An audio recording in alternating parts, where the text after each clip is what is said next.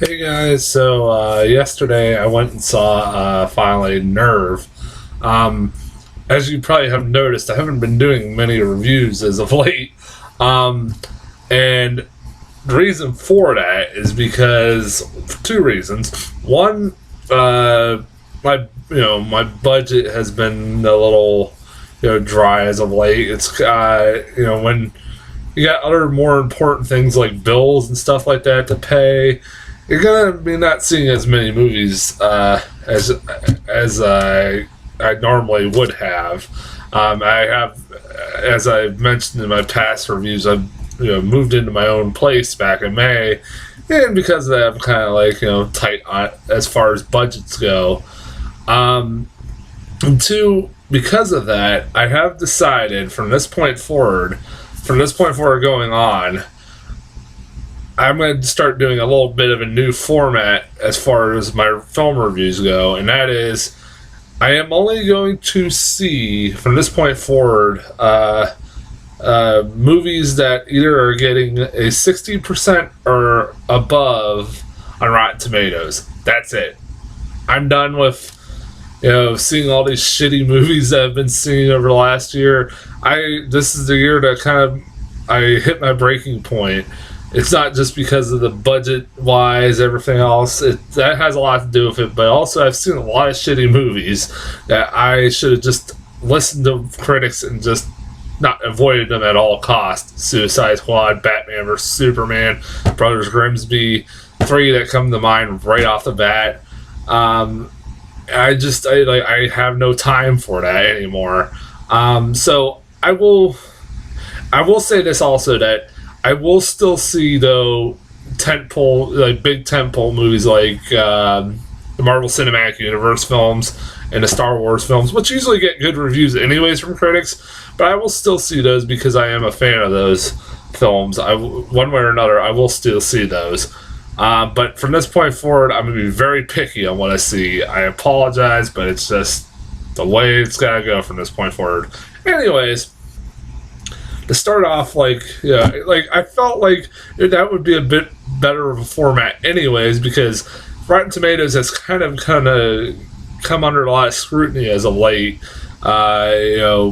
with their rating system. Even though they're not the ones that actually do the reviews, it's actually them they're just compiling scores from critics. I don't know why people are giving Rotten Tomatoes shit. They're not the ones who make the reviews. But anyways,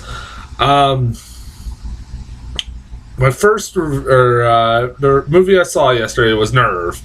Nerve is a movie that it was, honestly, if it hadn't got like a 60 or something percent, I think it's a 64% on Rotten Tomatoes, I probably wouldn't have seen it. It was a movie that, it didn't look bad, but it didn't look like anything I was really that interested in. But I did kind of gain a little bit more interest when I started hearing pretty good things about it, and also found out it was being directed by Ariel Schulman and Henry Joost, the guys that made Catfish, the documentary Catfish. They've also made the TV show, but fuck the TV show. Go watch the movie. It's one of my favorite documentaries of the last 5 years. Damn good documentary. And I was like, all right. I was like, I don't mind. It didn't, like I said, it didn't really look that bad either. It just didn't look like my cup of tea. And you know what? It was pretty good. I actually kind of like Nerve. It was. I think that's pretty much a definition of a movie that deserves a 65% on Rotten Tomatoes. I would honestly say it's one of those movies like, yeah, it deserves that kind of score. There's good things, there's bad things. It's not, but it's also not a bad movie. Honestly, I almost would recommend it seeing it in the theater. Maybe. I don't know if the ticket prices being as high as they are. I don't know if I would say full price, but maybe a matinee or a cheap theater. It's not a bad flick to go see. Honestly, it's not that bad. The two leads are great. They're probably the two best parts of it. Emma Roberts and Dave Franco are both great in this. They're really, really likable characters. They play very, very likable characters. Emma Roberts is a really good actress. Has impressed me over the years with her acting ability, and she's always really good. I like Dave Franco too. I always can't get over the fact how much he looks like his brother. But he's not bad. He carries his own as an actor. He's not just in his brother's shadow. He's actually not that bad as a comedic actor and everything. I also really liked the social commentary about this movie. I thought the commentary on this about today's society, this was a perfect representation of today's society that we live in, and how all today's youth, all they give a shit about is trying to become famous some way, one way or another, even if it causes them to risk their own lives. And how our lives are not private or public, or not really private anymore. Everything's public. Because like once they log into this game, Nerve, pretty much it accesses everything that is online about you, like your profile pictures, your likes, your dislikes, even your fucking bank account, so they can keep putting money in and out of your bank account, keep putting money in there. That's how they basically, because every time you do a dare, you get a bunch of money, and every time that you accomplish the dare, a bunch of all that money ends up going into your bank account, and the only way they're able to do that is by being able to access your bank account, which is fucking dangerous. It did result in one of my favorite parts of the whole movie, which was Juliette Lewis, who plays Emma Roberts' mom. It's great to see her in a movie. It's always fun to see Juliette Lewis in something. I love Juliette Lewis, and she has one of my favorite parts of this movie where she says she's a nurse at a hospital, and she looks at her bank account and notices all this money coming in to her bank account. She's like, what the fuck is going on? Like, she calls Emma Roberts' friend and asks him if like a hacker has gotten into their bank account. He's like, if it was a hacker, they'd be taking money out of your bank account, not putting money in. And that's fucking common sense, but whatever. And then she's complaining about getting all this money put in her bank account. In the background, there's this random extra black guy who's an extra on the film who just says, that's a great case of white people problems. That made me fucking laugh. I was like, that was hilarious. I don't know who that extra was, but he was fucking hilarious. That was probably the most I laughed in the whole movie. I mean, I could believe that today's teenagers would do something fucking crazy like this Nerve game. It's not that far-fetched, honestly. That's kind of sad, but it's true. The movie, I will say this, it started to lose me a little bit in the third act, when it just started throwing like all these twists and turns, and characters kind of motivations and everything else like that kind of just were all over the place.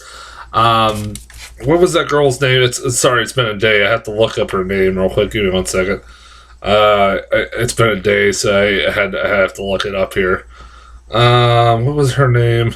Oh, Sydney. The character of Sydney. Oh my god, I could not stand that character. That was one of the things I hated about this movie. There's only two actors in this movie that I did not really like. One was the girl who plays Sydney, which for a while there, it was like, okay, like, she is supposed to be a bitch, an annoying bitch. She's like a representation of what today's teenage culture is supposed to, or how she's doing it just to become famous, and she gets jealous of Emma Roberts' character because she starts becoming really more popular than she is on Nerve. The whole system of Nerve is based off how many viewers you get, stuff like that, and her character was fucking annoying. But at like one point, she becomes this really despicable kind of bitchy character that you pretty much expected she was, and then all of a sudden, like 2 minutes later, she's Emma Roberts' friend again, and I'm like, what the fuck? Like, that comes out of nowhere. Like, without no warning, she's like all friends and buddy with Emma Roberts. That came out of nowhere in like the third act. Also, there's the Machine Gun Kelly character. Machine Gun Kelly, I forgot, was in this movie. I spent the whole movie like wondering, where the fuck have I seen that guy before? And I'm like, oh, that's Machine Gun Kelly. What the fuck? And he's like a random character that just pops up in and out of this movie. It has an integral part in the end of the movie that really he's not a character. Like, there's no character build up to him at all. He's just there. And I really didn't give a shit. And he's not a very good actor as it is.